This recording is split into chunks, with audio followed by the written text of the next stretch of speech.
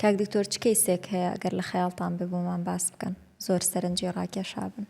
والله زۆرە مەسەن 16 ساڵە مەسەن زۆر حاڵەتەوە بەس آخر حاڵەتم کە ئیشم کرد باشە پیرێژنێک بۆ عمری 80 ساڵ بوو 80 ساڵ بوو هینایان على عملیاتی کەم من داخلم کرد سەمامەی دڵی ئیلتیهابی کردبوو بچرابوو 2 هەفتە بووی لێ هاتبوو بۆ حالەتەکی ئەکیوت مەسەن حالەت تاڕیئێ بوو هات ئۆکسجینەکەی نسبەیەکەی 175 بوو داخلمان کرد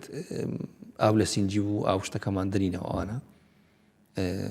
ئیدی ئەوماندایە دەرمانی میسکردنمان زۆردایە مەسەن بەس هەر تەنگە نەفەس بوو و عمریشی زۆر گچکە بوو وەزنیشی زۆر کەم بوو 47 کیلۆ بوو ینی ئەو وەزنەکەمە ئەوەیە زۆر خەتەرە لەوە نەشتەرگەری دڵ وەزن مهمە مەسەن ئێستا زۆر کەس دەڵێ قەڵەوی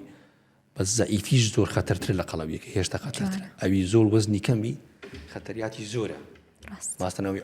عمری مەسەن گەورە بی وەزنیشی کەم بی ئەوە زۆر خەتەرە مەسەن لەوە نەشتەرگەری دڵ ڕێک مشکلەیە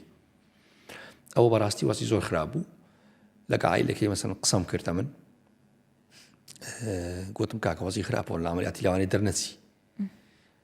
گوت دکتۆری عینس گوتم وەڵاهی زەحمەتە گوتم لەوەری وەزی زۆر خراپە و 150 بە 50 دانێ تا 150 زۆر کەمە ئاتە 195 نۆتی دەین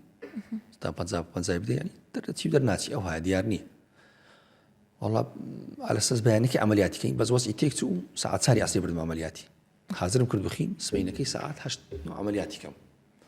ڕۆژی ئەو ڕۆژی کە حازرم کرد بوو وەزی تێک چوو ساعات تا 4 وەڵا ساعات 4 درەنگتریش بوو وابزانم 5 بوو دەوروبەری ئەوە وەختی مەغریبی بوو بردمە عەمەلیاتی وەڵا لە عەمەلیاتی سەمامەکەم لۆ گۆڕی نەخۆشەکە وەزی زۆر خراپ بوو یعنی هینامان عیناش دەرمانی زۆر بوو ئەو دەرمانی کە دەیدێنی ئەدریانین و ئەوانە زۆر وەزی خراپ بوو دانیشتم لای ساعاتێک 2 ساعات دانیشتم میزی نەمابوو کە میز نامینی ئەوانە مشکلەیە لاینایی چوومەوە هاتمەوە ساعاتێک تەلەفۆنم کرد گوتیان دکتۆر وەڵی وەزی خراپە میش هەندێک تعلیماتم دانێ تعلیمات شتم دانی ئەوانە نانم نەخوارد ساعات تقریبا 11 بوو وەڵا دانیشتم ساعاتێک تەلەفۆنیا کرد ئەوان ئەم هەر چاوەڕێ بوو گوتیان بڵێ نەمایەوە شتانەوە ئەویدی ساعاتێک تەلەفۆنی گوتیان تۆر ئەلحەمدوللا نەخۆشەکە و زەختی باش بوو و میز دەستی پێ کردەوە و وەزنی باشەوە ئەلحەمدوللا وەڵا دەوروبەری ساعات 4 و سۆندەکەشمان لابرد ئەلحەمدوللا وەزنی باش بوو ئەو ئاخر نەخۆش بوو کە ئەوە ینی ئەو حاڵەتانەوە لە بێهیواییەوە تقریبا ینی کە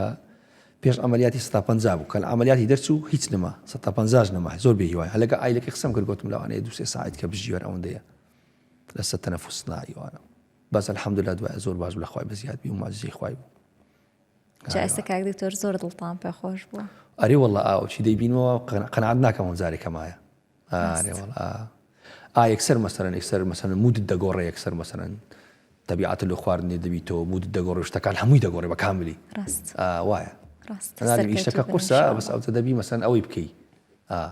ماندوو نەبن سەرکەوتوو بن هەمیشە لە خزمەتی نەخۆش